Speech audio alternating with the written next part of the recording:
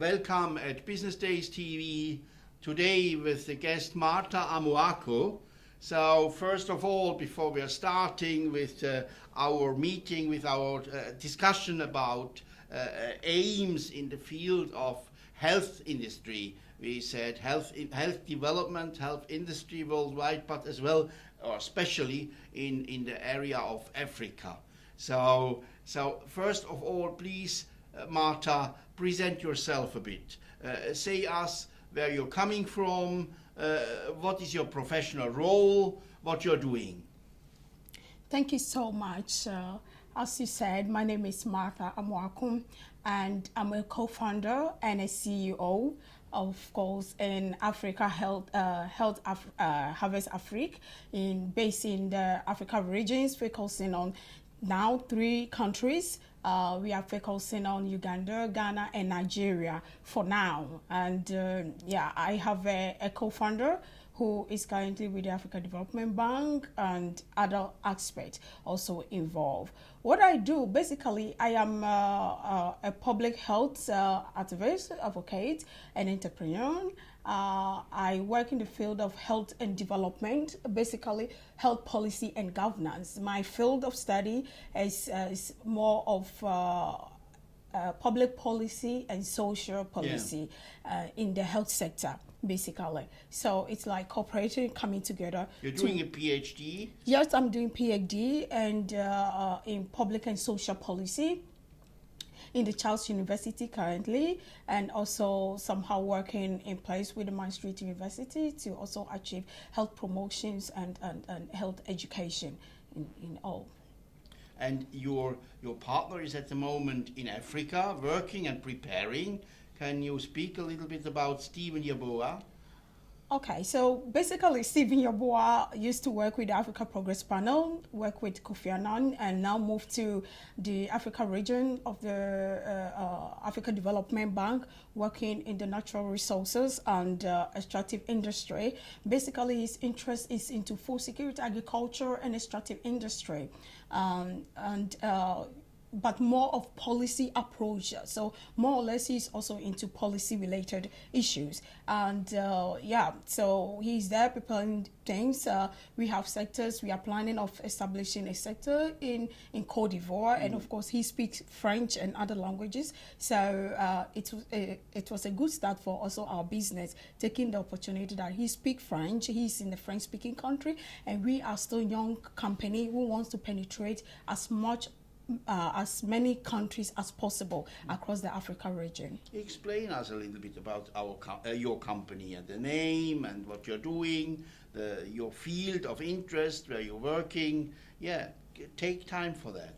Okay, so what Health Harvest Afrique basically does is that it's a social innovation, and we look at the technological advantage of Africa, and we are basically on healthcare, good health, and sanitation. We are focusing on 3 areas. We are focusing on health financing, which is insurance for the people, mostly the youth who are not employed, so students.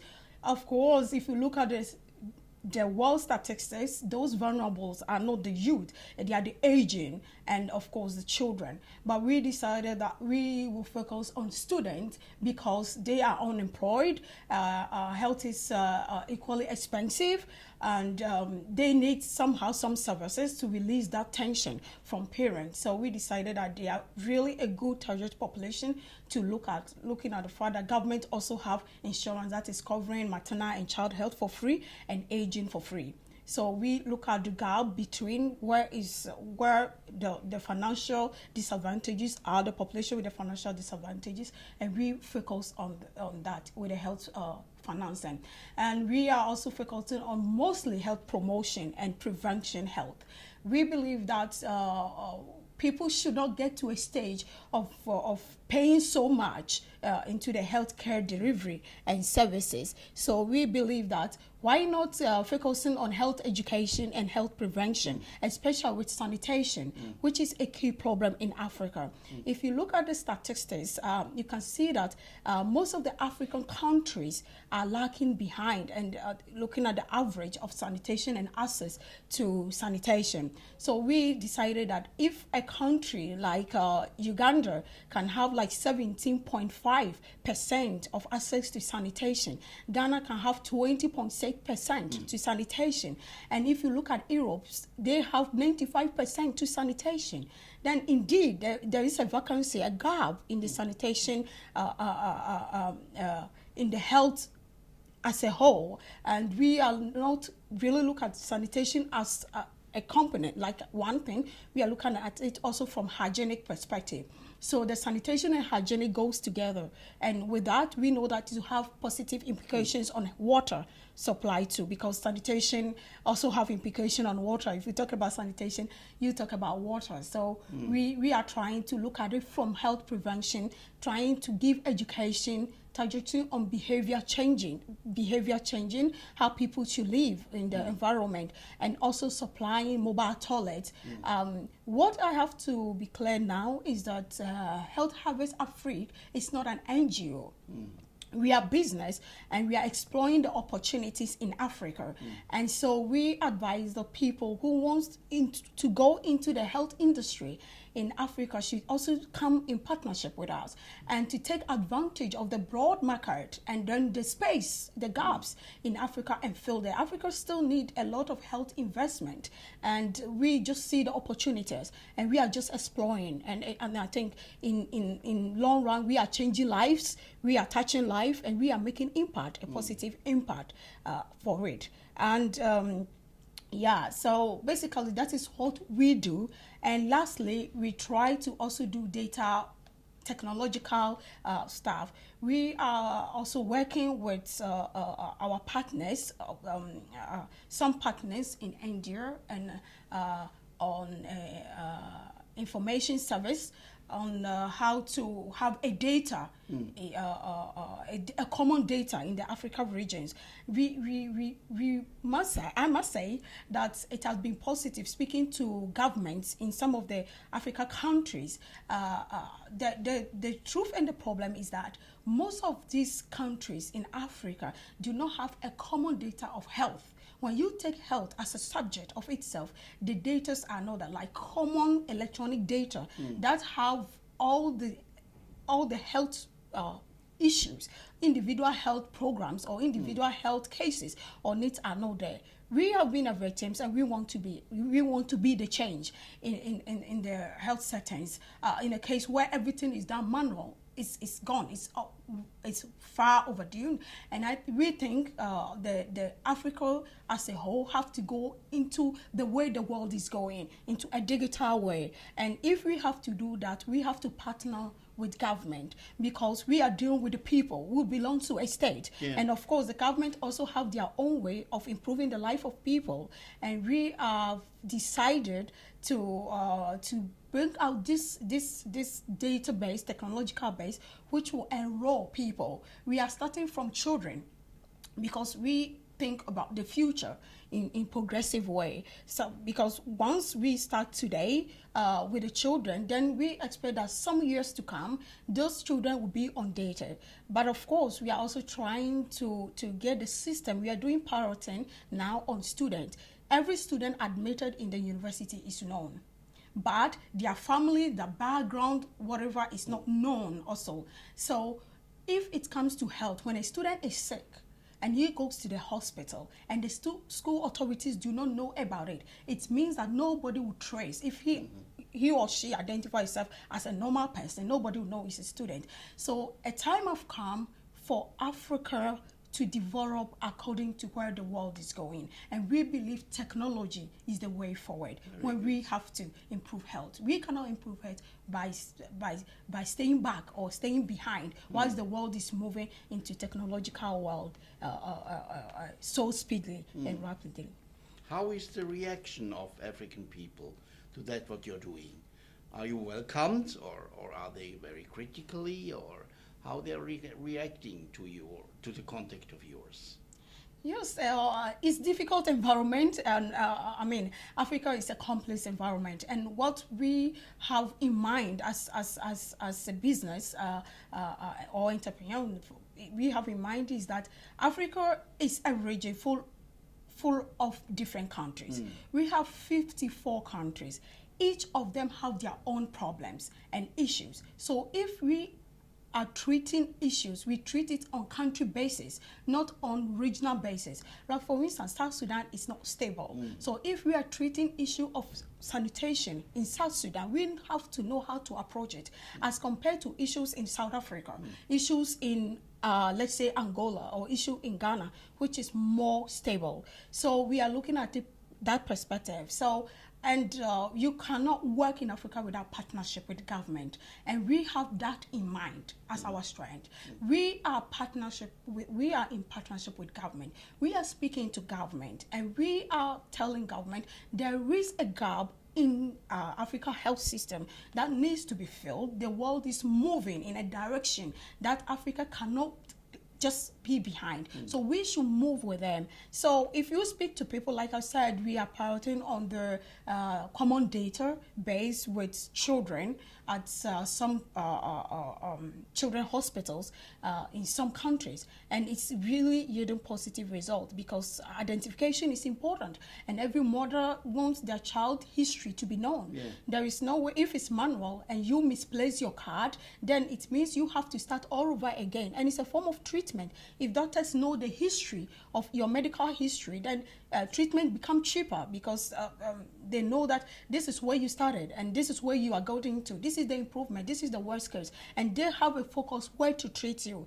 I must say, it's doing really well with the paradigm. Looking at the fact that the ratio of doctors to people are really low in Africa. Africa have 2.3%, 2.3 doctor ratio to 100 to 1,000 people across, which is really bad as compared to the other part of the world like Europe. So, and in the case of Ghana, where 9 doctors attend to 100,000 people, it's really a big burden. And when doctors know that our patients coming to us, we know their history, we know we started this treatment, they have responded or not, then things become easier for all of us. We want the best for Africa, and our business is there just to drive on getting the best health services for Africans. Very good. You're here at the CEE Entrepreneurship Summit, so you met many other entrepreneurs from Central and Eastern Europe. How was the reaction to your thoughts, to your presentations? Yeah, it was great. I have met great and important people in the health industry, from production to logistics to marketing to service delivery.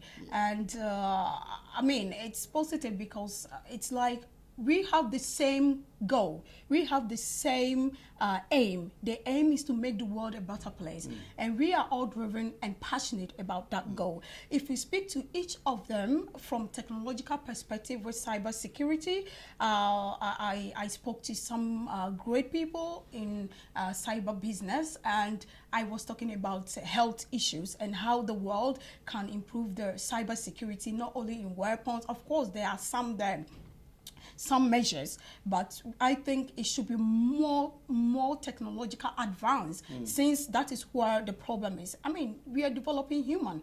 Wars are problems. So guns are a problem. Banking is a problem because people need money. But the basic human development, if we are talking about development, we are talking about health.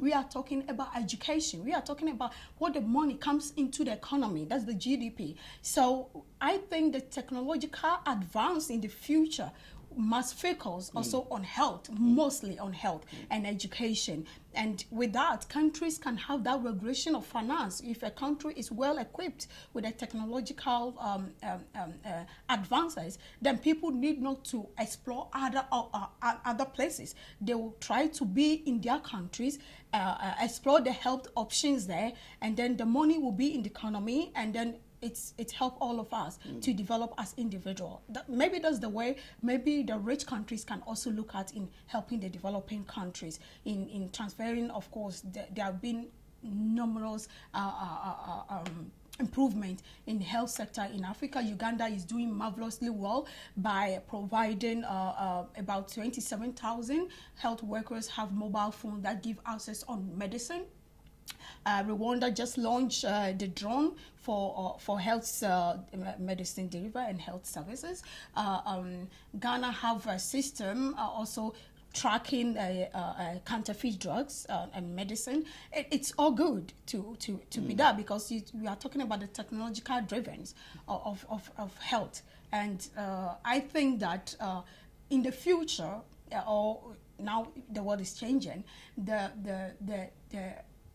technological innovation in cyber security and in more of internet security should also focus more on health, not only in medicine but also in health delivery and services, informations and all that. They are there, yes, but I think it needs to be higher in advance. I heard around the echo, the response to your presentations was very, very positive. And you was, I think, the first lady now, the first African lady who spoke here in this big surrounding, in this big area of Central and Eastern Europe about African needs. So very many thanks for this. Sorry we could speak long, but the time is over from our TV show. Very quick was going through. So my big compliments to your presentations. I hope you will come back and you will bring other people back to speak more about that with practical outcomes. And we would be very happy to observe what you're doing, maybe to support what you're doing. And we all know Africa is a very important market for the future, and we want to help to develop this. So very many thanks for your presence here and for your coming to our TV show. Thank you so much. Thanks to you. I'm honored. Thank you.